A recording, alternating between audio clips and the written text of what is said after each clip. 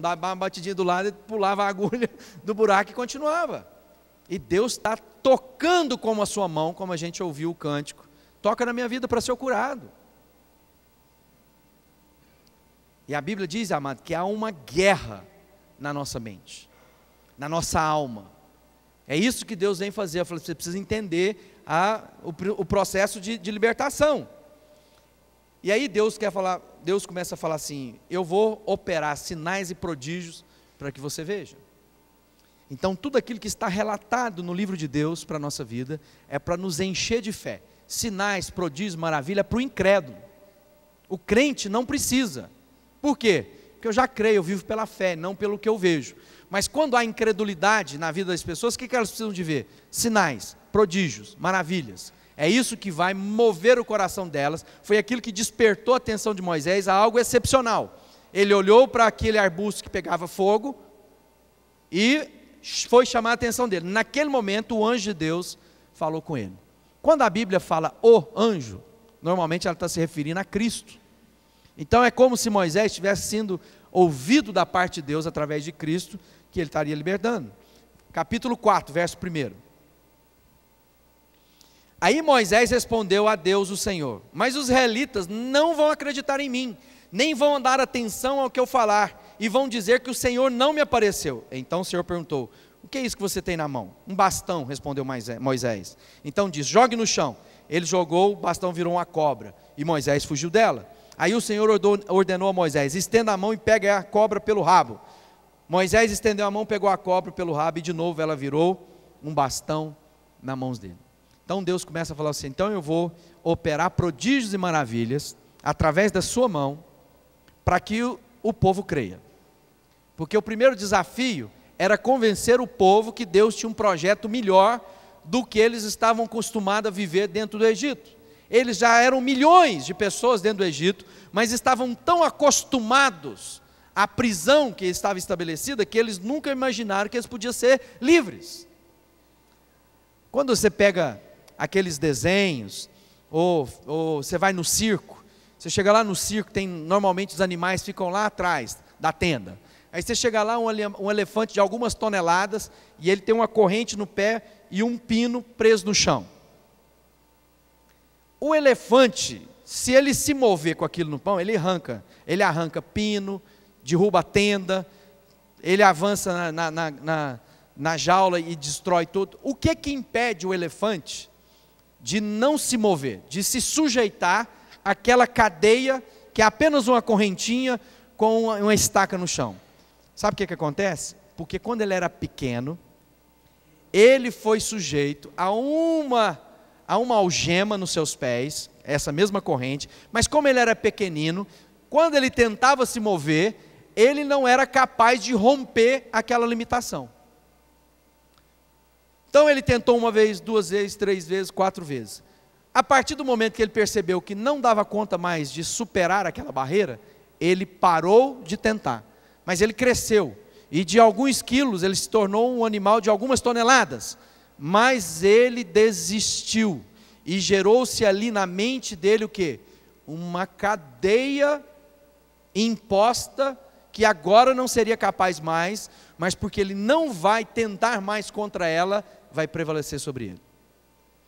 Muitos de nós não estão avançando na sua vida, porque em outro momento na sua história, tentaram e não foram bem-sucedidos.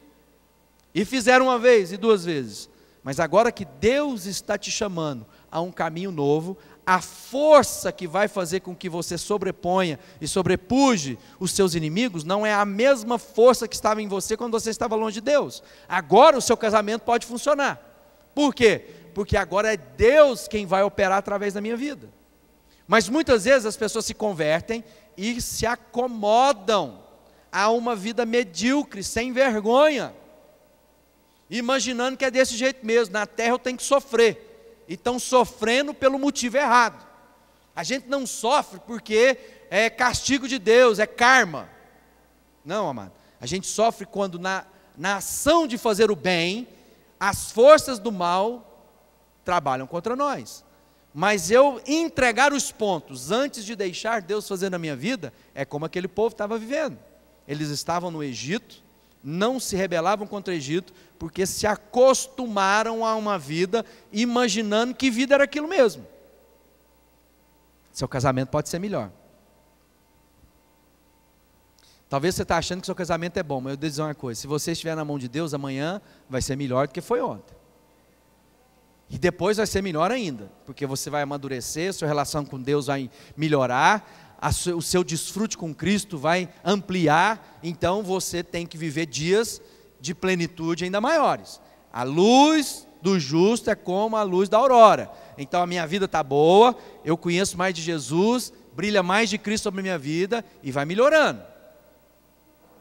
Agora tem gente achando que tem que se acostumar porque está piorando e é assim mesmo. Afinal de contas, Deus diz que eu não posso ter outra mulher, então tem que encarar essa aqui para o resto da vida. Esse marido chato, então isso para mim é um karma, minha cruz. Não, não é isso a Bíblia.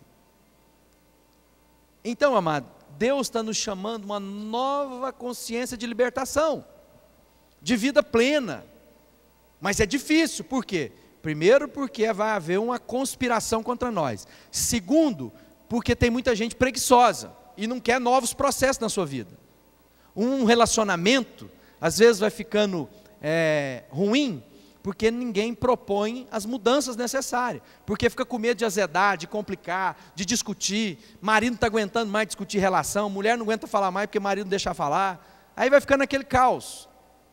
Mas não estamos dizendo sobre aquilo que é humano, nós estamos falando daquilo que é sobrenatural, daquilo que é o arbusto queimando sem se consumir. O que está na sua mão? Foi o que Deus perguntou para Moisés. O que está na sua mão? Uma vara. Joga a vara no chão. E ali ela virou uma cobra. Depois ele diz: põe a mão no seu peito. A hora que tirou a mão estava leprosa. Põe de volta, está limpa. Então Deus está dizendo: eu faço quando eu quero, da forma que eu quero. Você simplesmente tem que ser forte, corajoso e me obedece.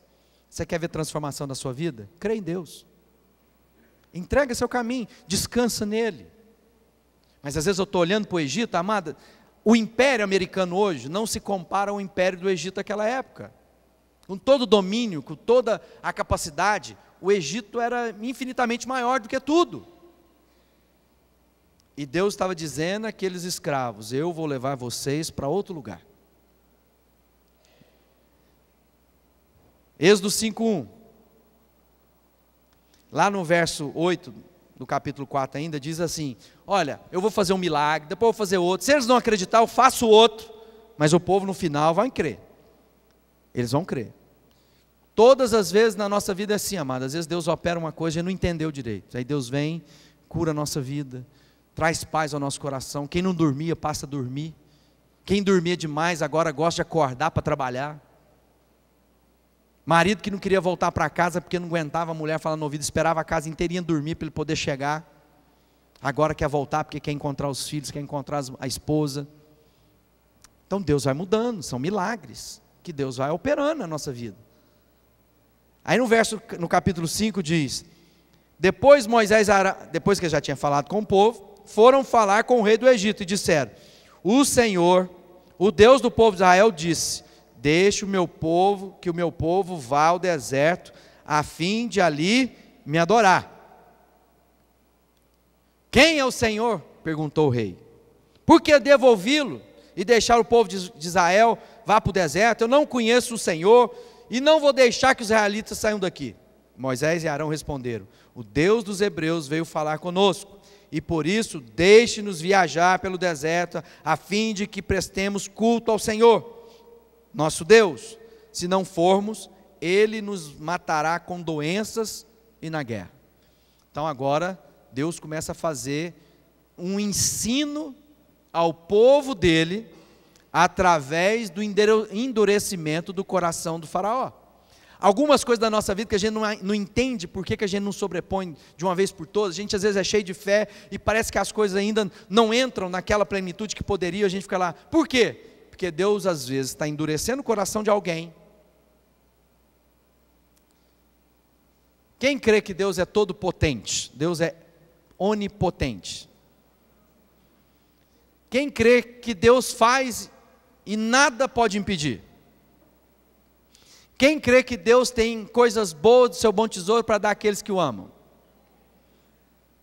E por que às vezes algumas coisas na nossa vida não estão funcionando? Deus nos ama, Ele pode fazer, e às vezes a gente não está desfrutando daquilo que Ele diz, porque Ele quer moldar o meu caráter e o seu caráter. Algumas coisas, se facilitar para a nossa vida, a gente começa a se esquecer de quem Deus é. Então Deus fala assim, eu vou ensinar a vocês quem eu sou.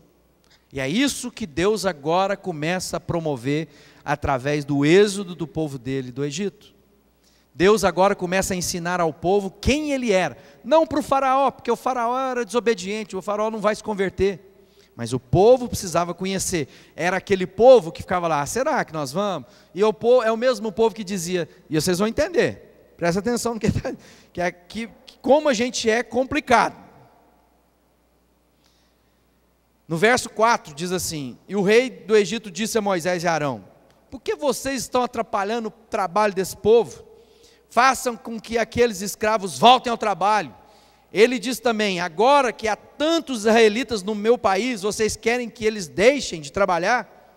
Naquele mesmo dia o rei deu aos feitores e aos chefes de turmas a seguinte ordem, daqui em diante vocês não vão dar mais palha ao povo para fazer tijolos, que eles mesmos ajuntem a palha, mas vocês exijam que eles façam a mesma quantidade de tijolos, nem um tijolo a menos, nem um tijolo a menos. São uns preguiçosos, e por isso que gritam, vamos oferecer culto a Deus. Façam essa gente trabalhar mais duro ainda, e mantenham ocupados, a fim que não tenham tanto tempo para ouvir mentiras. Olha só a estratégia do inferno para impedir a nossa vida de adoração. Deus está nos tirando do império das trevas, Deus está nos levando para uma relação com Deus, mais de intimidade. O inferno agora começa a contra-atacar, fazendo o quê? Dando mais trabalho para você. O faraó falou assim, esse povo está cheio de conversa demais, está tendo tempo para muitas coisas. Eles tinham de fazer uma cota de tijolos por dia, então eles davam para ele a argila e a palha, que é assim que confeccionava os tijolos daquela época. Falou assim, agora faz o seguinte, tira a palha, manda eles buscarem a palha, e mesmo assim eles têm que cumprir a cota. Quantas vezes, irmãos, quando a gente quer começar a servir a Deus, adorar a Deus, alinhar a nossa vida com Deus, a hora que a gente se pega, tem gente fazendo 1, 2, 3, 4, 5 turnos, para produzir o mesmo tanto. O diabo sabe como te embaraçar. O diabo sabe que ele colocar algumas coisas na sua vida, você vai ficar ocupado ao ponto de não ter mais essa história de sair para adorar a Deus. A sua vida agora vai ficar tão cansada, que você vai chegar no final e vai falar assim, não estou aguentando nada, sabe de uma coisa? Eu vou viver minha vida, essa vidinha está boa. E o diabo fala, não tem problema não, vou te dar alho, vou te dar carne, porque é isso que o povo ficou com saudade lá depois, quando saiu do Egito.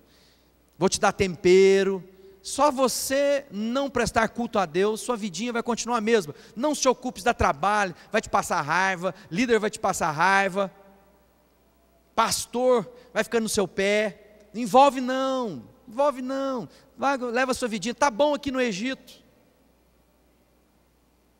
está bom no Egito. E tem muita gente fazendo a opção para evitar o trabalho